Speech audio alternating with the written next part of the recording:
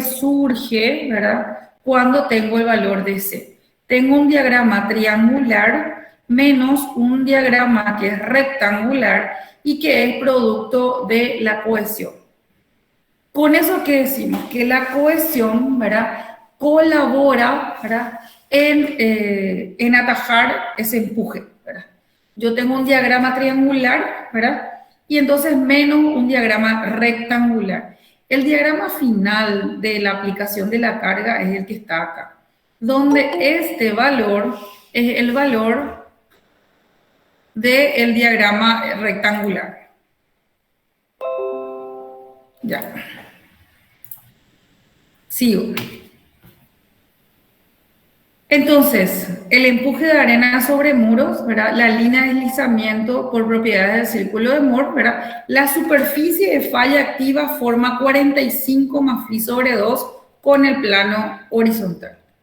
Y la superficie de falla pasiva forma 45 más phi sobre 2, pero con el plano vertical. Entonces, mirando el círculo de Moore, vimos ayer, ¿verdad?, cómo son los diagramas, digamos, de lo que es la compresión, ¿verdad?, y cómo se produce ese sigma 1 o sigma vertical que llega hasta su sigma 3, que es el horizontal. Cuando hacemos el diagrama de empujes, ¿verdad?, tenemos que tener lo que se llama el perfil, o sea, las tensiones que van a actuar sobre el muro, ¿verdad? Y una simplificación del diagrama, de la teoría esta de Rankine, es que todo lo que es el empuje del suelo se puede simplificar en un diagrama triangular donde el empuje activo es igual a 1/2 de gamma K sub A H cuadrado, aplicado en el tercio con respecto a la base. Fíjense que acá yo tengo mi ángulo 45 más phi sobre 2. Esta es la zona de falla. Fíjense lo importante que es tener este 45 más phi sobre 2. Esta es la zona de falla. Cualquier carga que yo tengo aquí impacta sobre el muro. Lo que está después no tiene una repercusión tan importante. Entonces, esperen.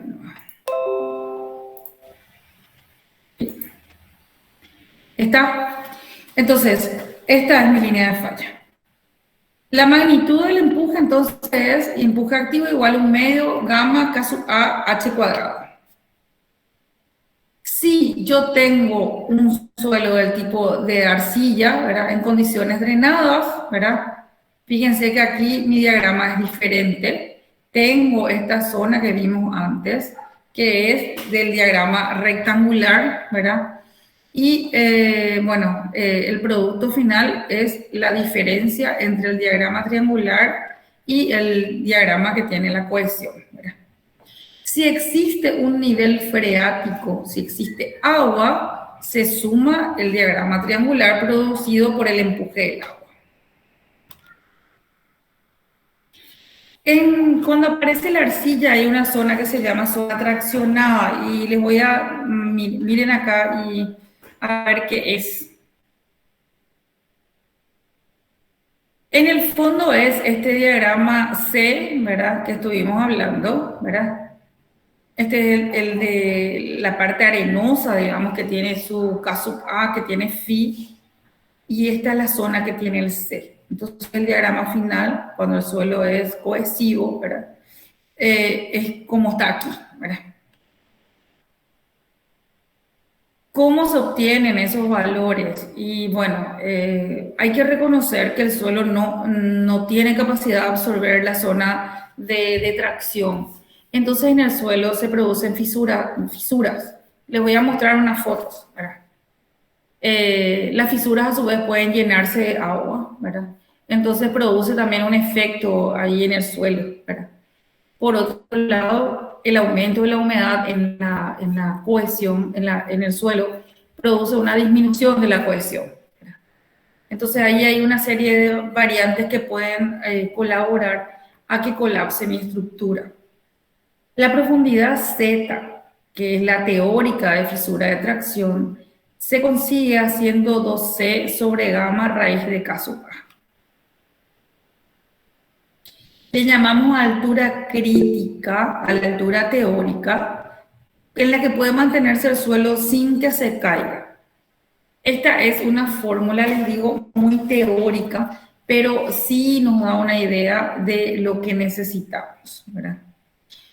La altura crítica es 4C sobre gamma por raíz cuadrado de K sub A. Importante, fórmula teórica, o sea, pero sí nos da una estimación.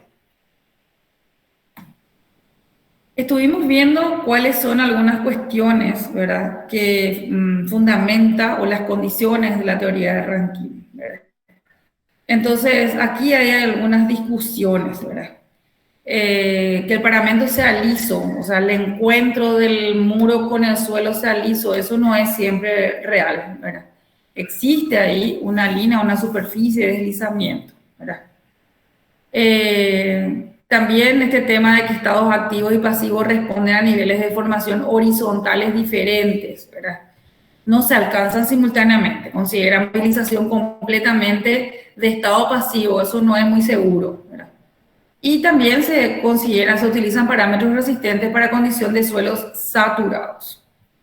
En general, las condiciones de los suelos de relleno son no saturados, ¿verdad? Entonces, acá hay algunas cuestiones de discusión, pero igual sigue siendo una teoría muy válida porque permite de manera sencilla alcanzar resultados muy buenos, ¿verdad? Esto sería el estado activo, ¿verdad? Entonces, el muro trata de volcar por efecto del empuje. Esto sería en estado de reposo y esto sería el estado pasivo, ¿verdad? Fíjense que el muro es el que le empuja al suelo. Aquí el suelo le empuja al muro. Entonces, es diferente, ¿verdad? K sub A siempre es menor que K sub 0 y K sub 0 es menor que K sub T. ¿Por qué? Y bueno, porque K sub A es igual a 1 sobre K sub P al final. Entonces, bueno, esto sería la condición, ¿verdad? En el estado activo, ¿verdad? Y ahí se ve lo que pasa realmente aquí. Hay sí una fricción, ¿verdad? Y esto sería la condición para el estado pasivo, ¿verdad? En la teoría de Rankine, ¿verdad? Lo que estuvimos viendo, ¿verdad? Uno entonces es con referencia al vertical y el otro con referencia a la línea horizontal.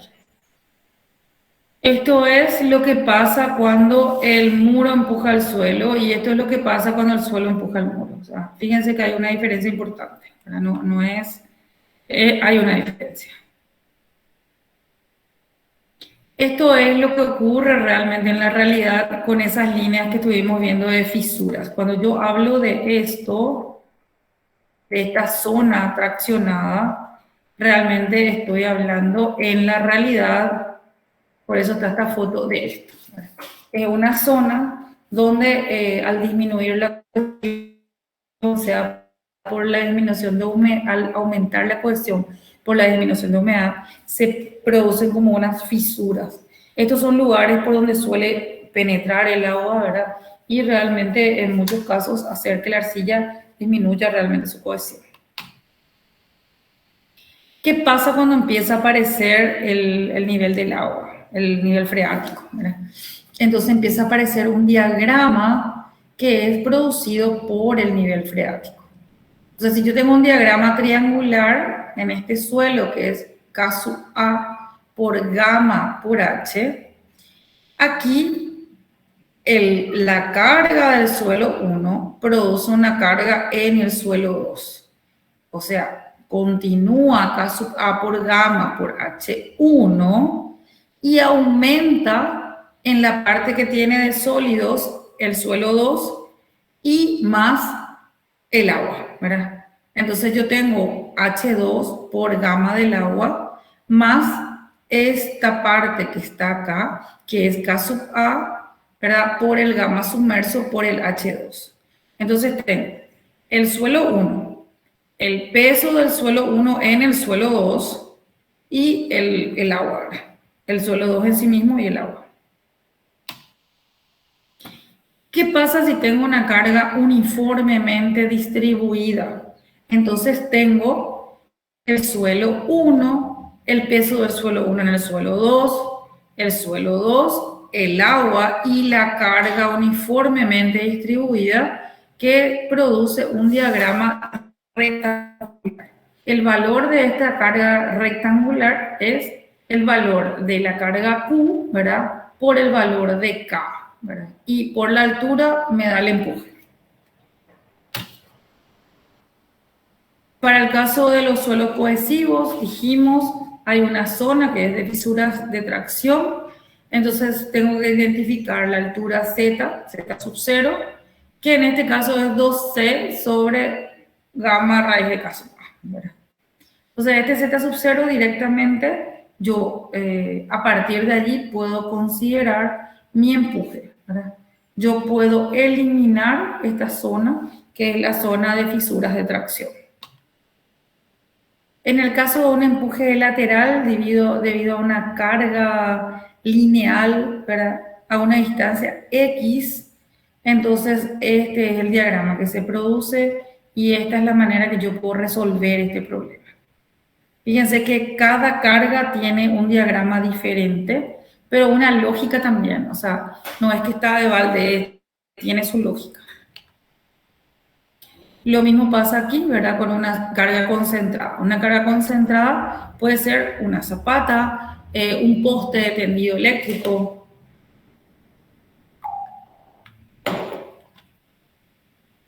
Dijimos que para la teoría de Rankine, ¿verdad? El nivel de suelo es horizontal, pero yo puedo hacer ciertas transformaciones, ¿verdad? En caso de suelos estratificados, por ejemplo, tengo que hacer, como les dije, el suelo 1 en el suelo 2, el suelo 1 en el suelo 2 en el suelo 3 y así sucesivamente. En paredes angulosas puedo suponer este diagrama y el peso de este en esta parte. Entonces, para hacer la conversión, ¿verdad?, de la superficie inclinada, yo puedo usar esta relación, ¿verdad?, para una superficie libre inclinada. Fíjense que yo esta superficie inclinada tengo que convertir a una carga Q distribuida que apoya o que está apoyada en esta superficie. Convierto y pongo aquí. Hasta ahí, ¿qué tal vamos? Podemos hacer un ejercicio. Dale, profe. Dale. Bueno, ahora tengo mi primer problema. Les dije que iba a poner mi tablita para dibujar y esperen un rato, voy a poner algo. Voy a poner un Word y eso sí se hace. Ya enseguida. Y les voy a dibujar.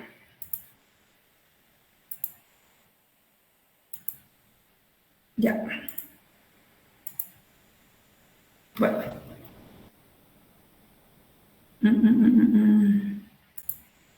Complicado. Esto en serio que les quiero traer a clase ya porque en serio que quiero... Esto me encanta y yo no puedo ni dibujar ni hacer muchas cosas.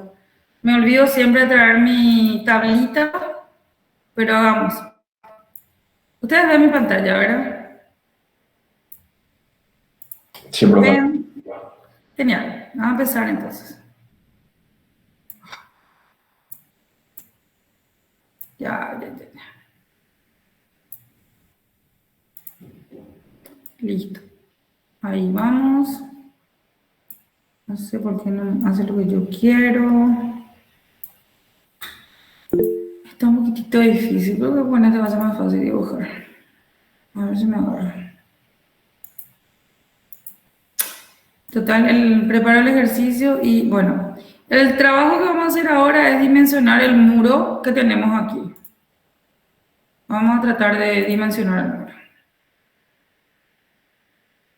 Tengo que solucionar mi problema desde la tableta. Ahí está. Entonces, vamos a tener peso específico del muro.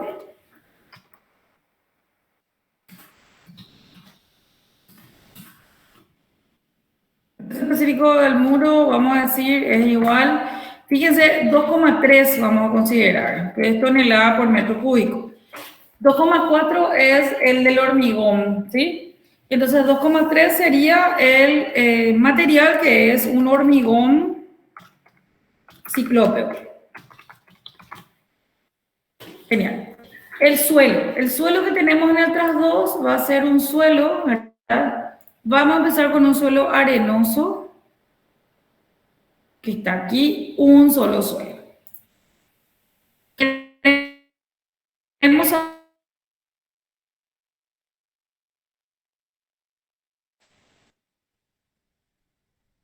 Buricao, ¿verdad? Y que queremos calcular. Este va a ser un muro, entonces, de piedra bruta colocada, ¿verdad? Y vamos a hacer el cálculo. Peso específico del suelo. Vamos a poner peso específico del suelo, vamos a poner aquí abajo.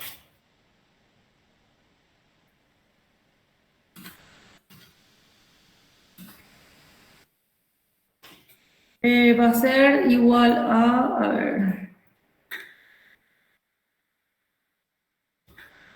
igual a 1,6 toneladas por metro cúbico.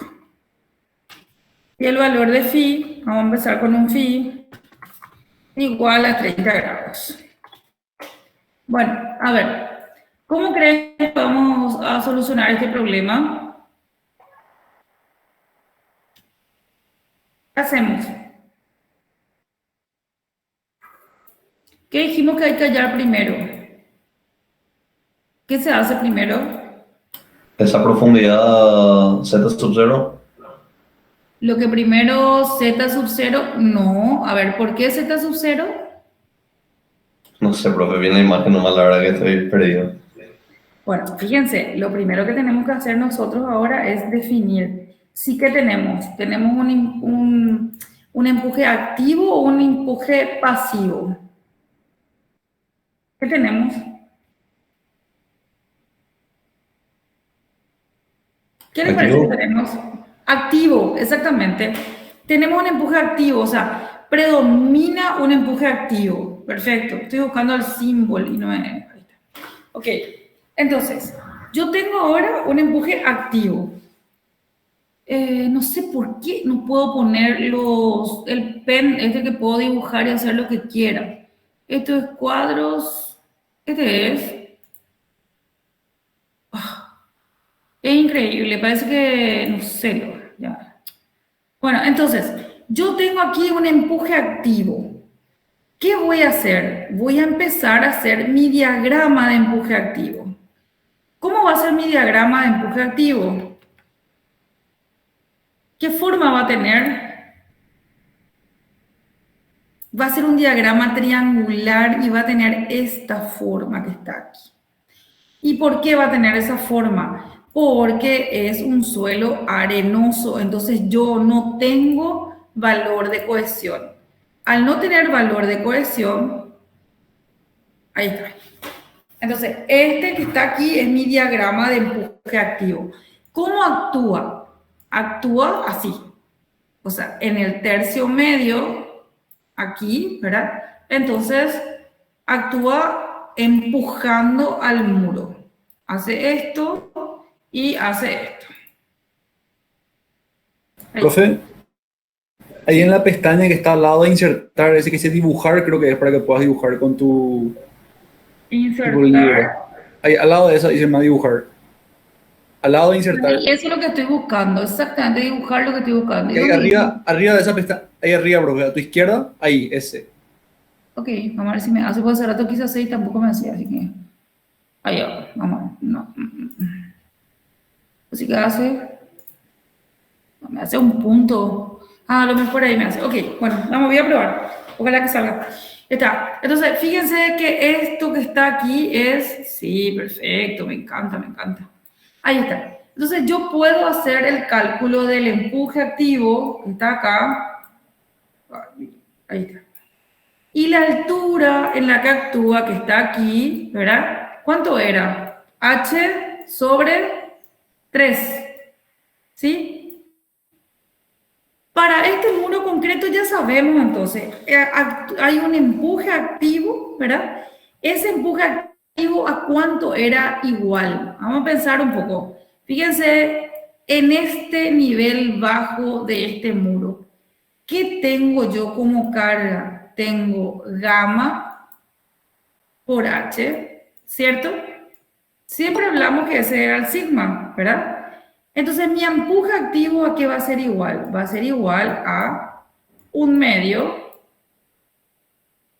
Gracias al que me dijo esto, me encanta, estoy ya contenta con esto. Un medio gamma por H al cuadrado.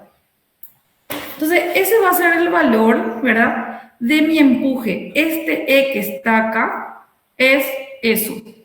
Si yo quiero calcular este muro, ese es su valor. ¿Qué pasa con esto que está aquí? A ver, ¿quién me dice? ¿Qué es esto?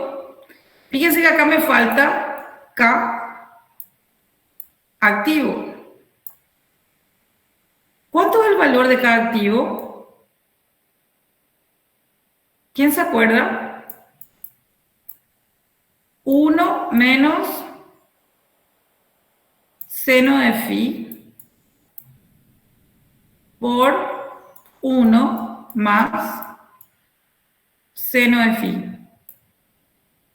Con eso yo tengo un valor numérico aquí. Vamos a hacer, ¿sí? Vamos a suponer que la altura de este muro es de 3 metros. Entonces, ¿cuánto vale este valor de K sub A? ¿Quién me dice? Tengo el valor de phi. Phi es 30 grados. Entonces tengo 1 menos seno de phi sobre 1 más seno de phi. ¿Cuánto es? Un tercio. 0,33. Perfecto. 0,33. Perfecto. Entonces ahora yo tengo, el empuje va a ser 0,33 por 0,5 por 1,6 por 3 por 3. ¿Cuánto vale el empuje?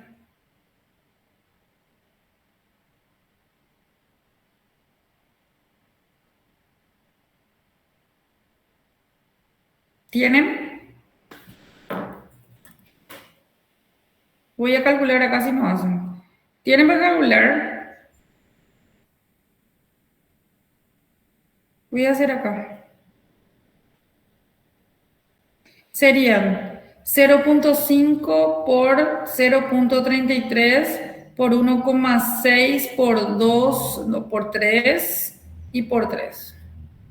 Me sale 2,4. ¿Cuánto les sale a ustedes? 2,4. 2,4.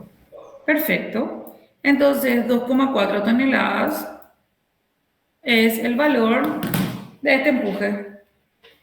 ¿Se entiende? ¿Sí? Vamos a ver a otro caso. Vamos a suponer ahora que, a ver, no se puede borrar esto, a ver qué me está... O sea, voy a salir de esta, voy a poner otra hoja y vamos a hacer otro caso. A ver, dibujar, me encantó esto. Voy a esta. Fíjense ahora, vamos a tener el suelo, o sea, vamos a tener el muro. Pero vamos a tener dos tipos de suelo. Vamos a tener el suelo A y el suelo B. A ver, ¿quién me dice cómo vamos a hacer esto? Le voy a dar el valor de gamma a este suelo que va a valer 1,6 toneladas por metro cuadrado. Y phi va a valer 27 grados.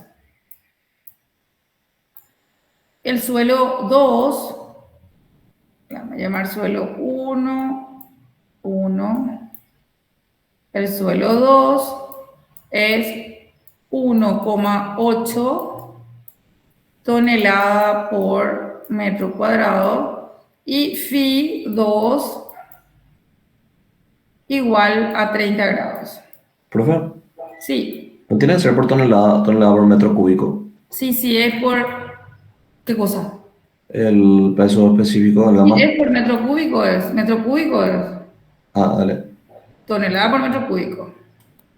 Ahí está, claro, porque es peso específico, sí. Este que está aquí es gamma igual a 2,3 toneladas por metro cúbico.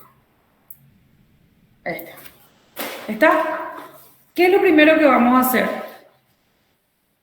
Lo primero que vamos a hacer es hallar, primero definir, es empuje activo. K sub A del suelo 1, ¿cuánto vale? ¿Me dicen? 1 menos seno de 27 grados sobre 1 más seno de 27 grados. Es así.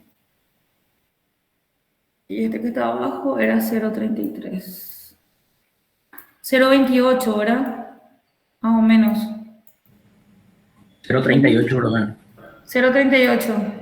1 menos seno de 27 sobre 1 más seno de 27. Sí, ¿cuánto? 0,375, 0,38. Perfecto, estamos. Entonces, ¿qué va a pasar aquí? Ay, necesito borrar esto. ¿Por ahí tiene un borradorcito o no?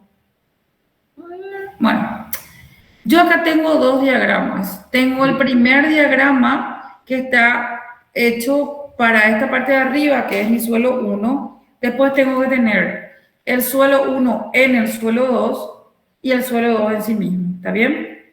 Entonces vamos a empezar aquí.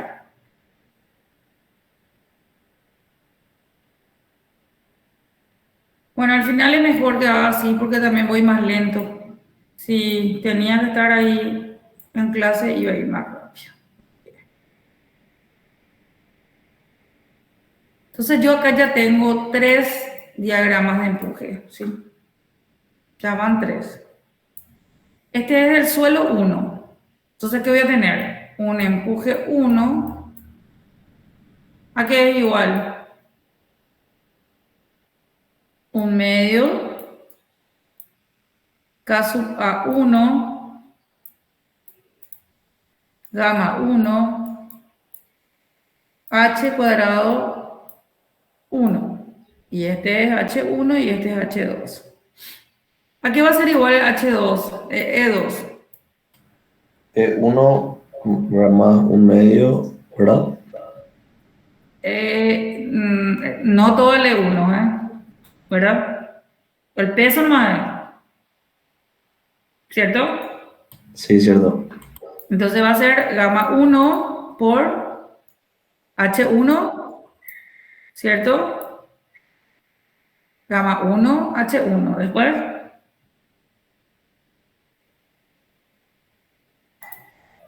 H2.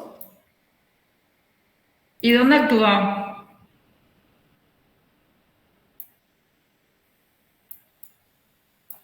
¿Sí? Profe, no entiendo bien cuál es el empuje 2 y, o sea, cuál figura es. Esto es el peso. Y esto es donde actúa. Este es 1. Este es el suelo 1. Y este es el suelo 2. El peso del suelo 1 en el suelo 2. ¿Dónde actúa? ¿Está claro?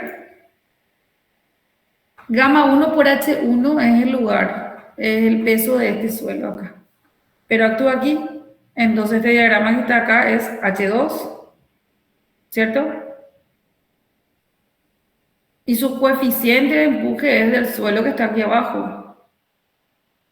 Si yo quiero el suelo 2 en sí mismo, que va a ser mi empuje 3, va a ser igual un medio por gamma del suelo 2 por K sub A del suelo 2 por H2 al cuadrado. ¿Está bien? ¿Se entiende?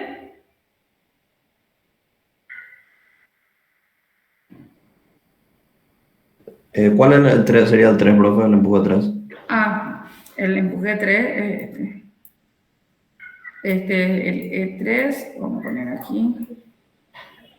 3. Este es 2. Y este es el empuje 1. ¿Por qué el E2 tiene una forma rectangular, profe? Porque es la carga de este suelo que actúa sobre este suelo que está acá. Por eso, el peso. Es lo mismo que si yo ponga, bueno, vamos a ver enseguida, si yo pongo una carga distribuida acá, por ejemplo.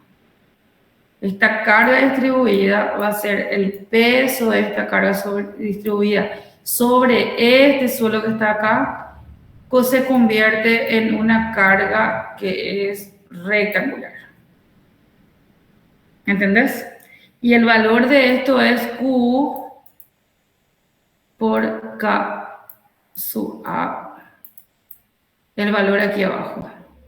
Y el empuje producido por la carga Q es Q por el K donde actúa por H, que es esto.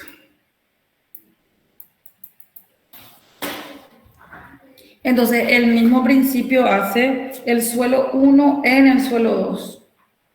La carga que actúa es gamma por H. ¿Entendés? Sí, profe. Y eso, una vez que uno entiende bien, entonces es muy fácil la solución de todos los problemas que hay.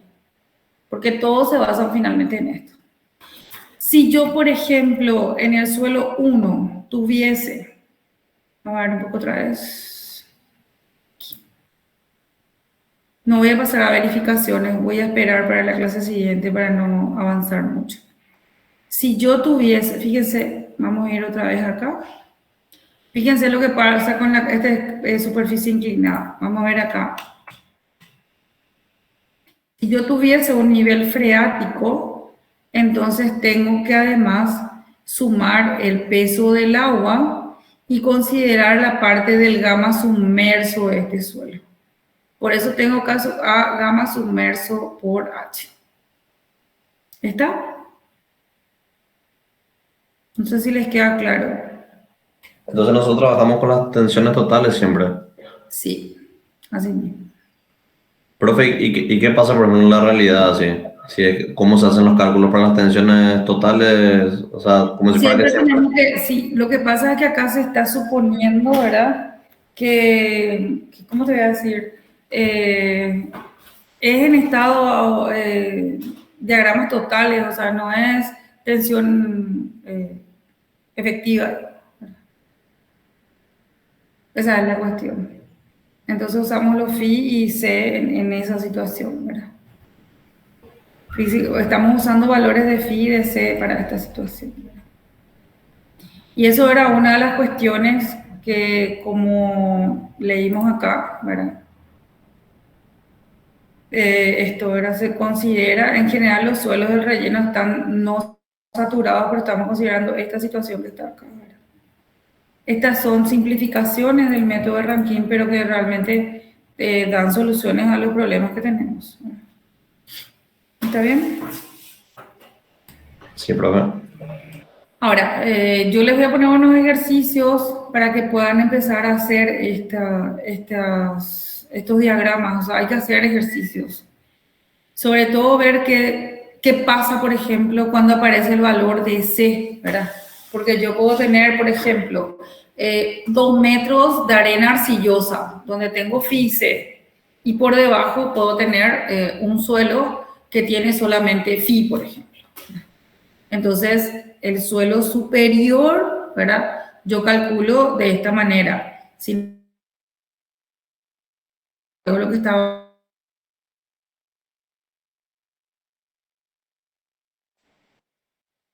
¿verdad? Que vamos a ver después, ¿verdad?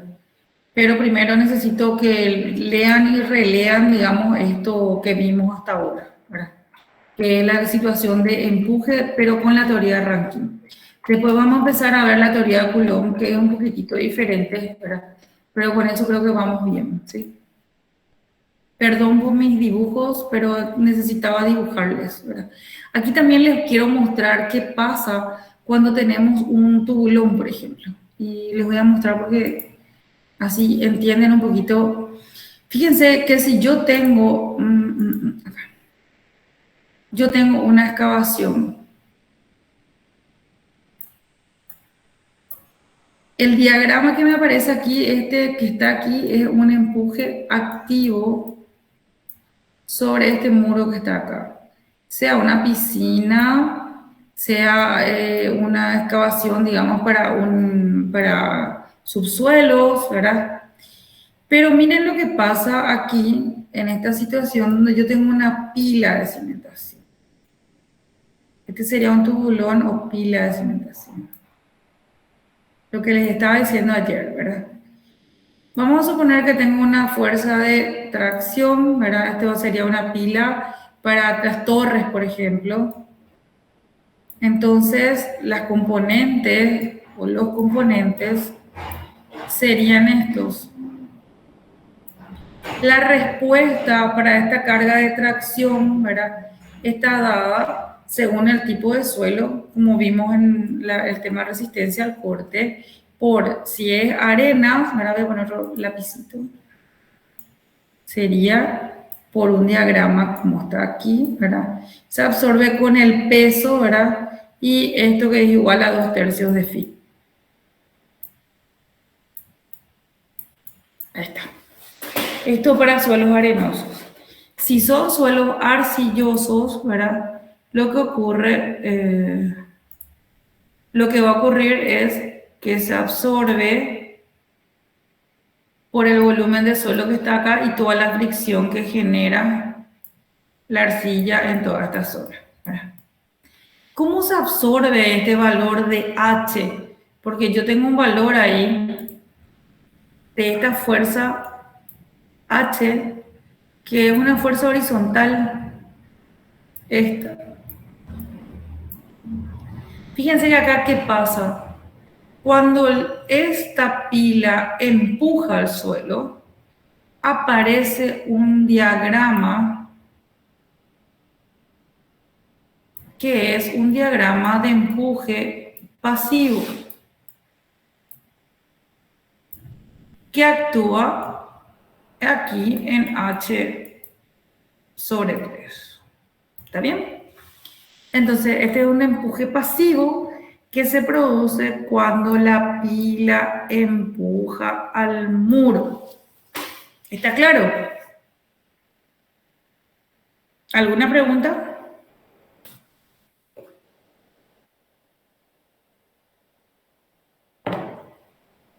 Esto se puede dar también en un pilote. Si tiene una fuerza horizontal. Generalmente pilotes de gran diámetro, cuando tengo que calcular un muelle, cuando tengo que calcular estructuras de contención. Entonces yo tengo un empuje pasivo que se genera, ¿verdad? Cuando esta pila, realmente desde acá, empuja el muro. ¿Está bien? ¿Alguna pregunta con respecto a esto? ¿Queda claro?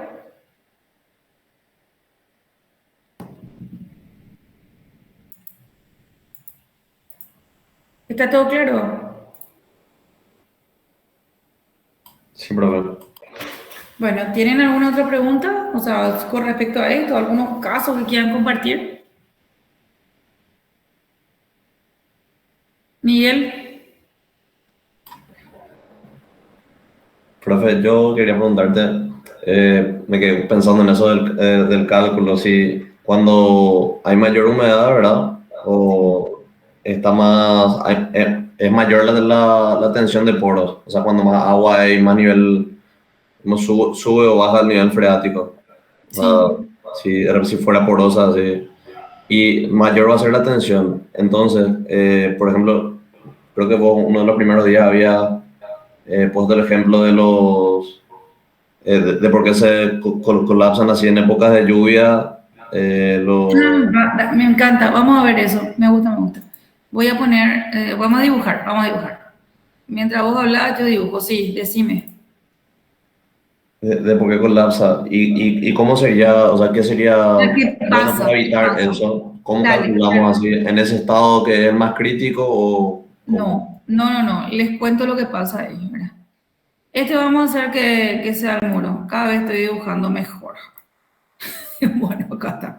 Listo. ¿Qué pasa cuando llueve? Fíjense que este suelo que está acá está en esta situación. Yo calculé, ¿verdad? No estamos viendo, profe, tú con allá. Ah, bueno. Espera, ya les centro otra vez. Claro, porque dejé de compartir.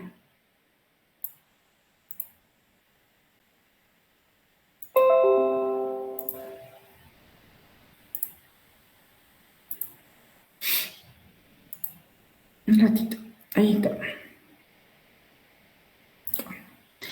Este es el muro, ¿sí? Vamos a poner que este sea nuestro muro de piedra bruta colocada, ¿verdad? Ahí está. Fíjense lo que pasa. Lo que pregunta el compañero. Lo que está aquí es su diagrama de empuje del suelo. Si llueve, vamos a hacer que llueva. O sea, esto llueve aquí, se infiltra agua. Si yo no tengo aquí un sistema de captación de agua o un sistema de drenes, esta agua que está aquí produce un empuje nuevo que es igual a gamma del agua por H. Entonces, al producir este empuje, se produce una sobrecarga. ¿Qué es lo que se hace habitualmente? Se deja o unos drenes o unos sistemas de cañerías metidos en el muro. Cuando llueve, como esto tiene un geotextil, solo pasa el agua y ahí se soluciona el problema, Miguel. El otro caso es que yo tenga un muro de gaviones. Los gaviones se construyen así, cajita puesta así, cajita puesta así. Esto sería un sistema de gaviones, ¿sí? Aquí el agua de la lluvia que cae permea fácilmente y sale. Entonces tampoco tengo problema. ¿Entendés? Esta es la situación. Si yo cierro esto, entonces sí, esto se aumenta su humedad, aparece el agua y ahí empieza el problema. Cuando deja de llover, el agua trata de escapar. Fíjense que si este es un canal de agua, voy a dibujar un poquitito más mejorcito esto acá. Vamos a suponer que este sea el muro, ¿sí? Y llueve. ¿Qué pasa cuando llueve si este es un cauce? Sube el nivel del agua. Entonces, llueve aquí, se infiltra, termina de llover, esto baja, pero aquí aumenta el empuje. Producto final, esto gira y se cae. ¿Entendido, Miguel? Sí, profe. Ahora, en esta primera clase vamos a estar calculando el empuje del suelo, ¿verdad? No estamos evaluando nosotros la respuesta del muro. Todavía no estamos en la respuesta del muro. No quiero pasar. Yo yo estoy haciendo ahora el empuje que hace el suelo sobre el muro, ¿verdad? En la clase siguiente, entonces, vamos a ver las condiciones de estabilidad. La estabilidad al vuelco, la estabilidad al deslizamiento y la estabilidad a la capacidad portante que tiene el terreno para absorber eso. Y hay una condición más que es la estabilidad global. ¿Está bien? Dale, profe, gracias. Ya. ¿Estamos? Dale, entonces con eso terminamos la clase de hoy. Si tienen alguna duda o cualquier cuestión, estoy acá para... Creo que quedó claro, ¿verdad? Sirvió mucho esto que me ayudaron con él, porque eso es lo que quería hacer, es dibujarles. Porque no es lo mismo dibujar que... Creo que entendieron bien todo, ¿verdad? Sí, profe.